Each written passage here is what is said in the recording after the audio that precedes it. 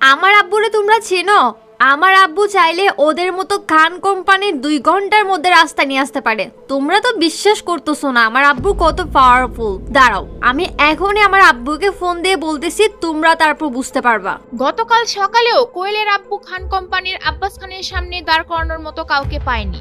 এগুলা জানার পরও যখন রাতে কোয়েলের সমস্যার সমাধান হয়, তখন কোয়েল ভাবে যে হয়তো তার আব্বু তাদের পরিচিত লোককে দিয়ে সমস্যার সমাধান করিয়েছে, বা আগে হয়তো তার কথা মনে ছিল না, আর যখন মনে পড়েছে তখন তাকে দিয়ে সমস্যার সমাধান করিয়েছে।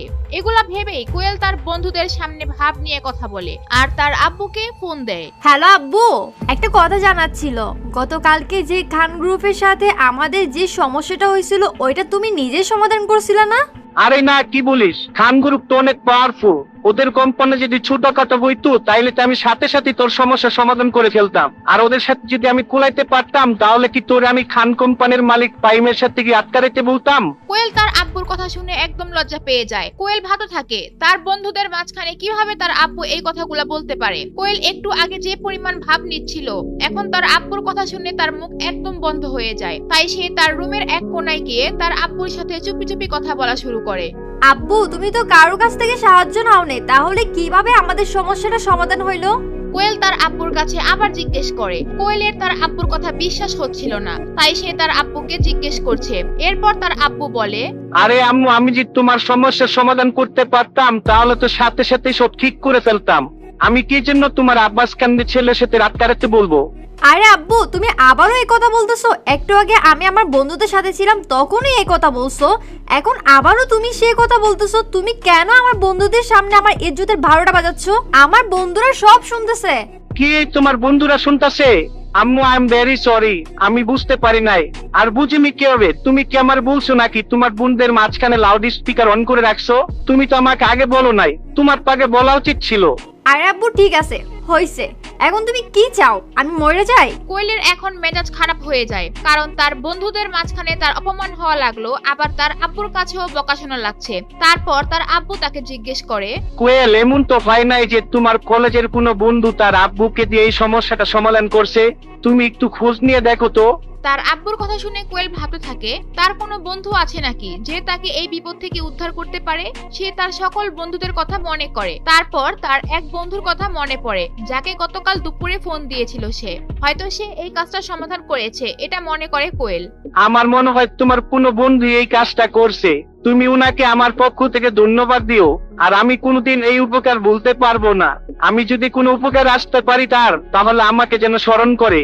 আচ্ছা আব্বু, ঠিক আছে, তুমি এখন ফোন রাখো, আমি পরে তোমাকে ফোন দিব। আরে কোয়েল, এক সেকেন্ড দাঁড়াও। আমাদের এই সমস্যাটা যে সমাধান করছে সে বারেক মিয়ার কোনো পরিচিত হইব। বারেক মিয়া চৌধুরী গ্রুপের ঢাকা সিটির দায়িত্ব পালন করে।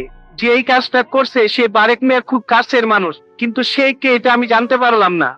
এরপর কোয়েল কিছু না বলেই ফোনটা কেটে দেয় আর চিন্তা করতে থাকে কে এই কাজটা করলো। এরপরে সে তার বন্ধুদের মাঝখানে গিয়ে আবার বসে, আর তারপর বন্ধুরাও ভাবতে থাকে কে হতে পারে যে এত তাড়াতাড়ি বারেক মিয়ার কাছে গিয়ে সমস্যা সমাধান করলো। হে গাইস, আমি আপনাদের দিবস গেমিং। তো গাইস, আপনারা যারা ফ্রি ফায়ার খেলেন এন্ড ডায়মন্ড টপ করতে চান তারা আমার এই ভাইয়ের কাছ থেকে ডায়মন্ড টপ করতে পারেন। উনি 100% ট্রাস্টেড এন্ড ওনার WhatsApp number and imo number দিয়ে দিলাম। যাদের ডায়মন্ড লাগে এন্ড ট্রাস্টেড কাউরে পাইতেছেন না, কম দামে ডায়মন্ড খুঁজতেছেন, তারা ওনার সাথে যোগাযোগ করেন। এই, তোমরা কি জানো আমার এত বড় বিপদ থেকে কে উদ্ধার করলো?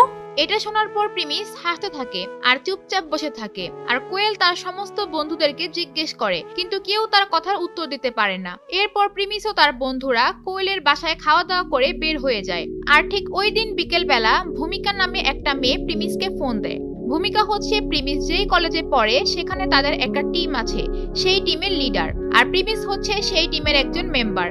যখনই তাদের গ্রুপের কোনো কিছু লাগে তখনই প্রিমিসকে দিয়ে তারা সকল কাজ করিয়ে নেয়। আর ঠিক এখনো তাই ভূমিকা প্রিমিসকে ফোন দিয়েছে।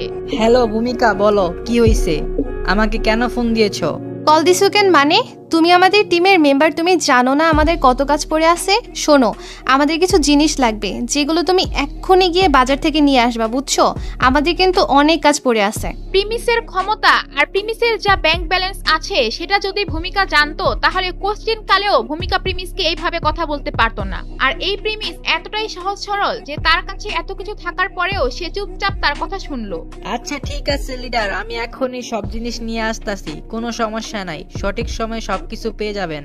এরপর প্রিমিস যখন তাদের গ্রুপের যত কাজ ছিল সব শেষ করে বসে, হঠাৎ করে প্রিমিসের সামনে একটি সুন্দরী মেয়ে এসে বসে। আর সেই মেয়েটি প্রিমিসকে বলে, হ্যালো, আমি অদিতি, আপনাদের গ্রুপের নতুন মেম্বার। আমি ভূমিকার ফ্রেন্ড। ও আমাকে এখানে ওয়েট করতে বলতেছে। ও আচ্ছা আচ্ছা, আমি প্রিমিস।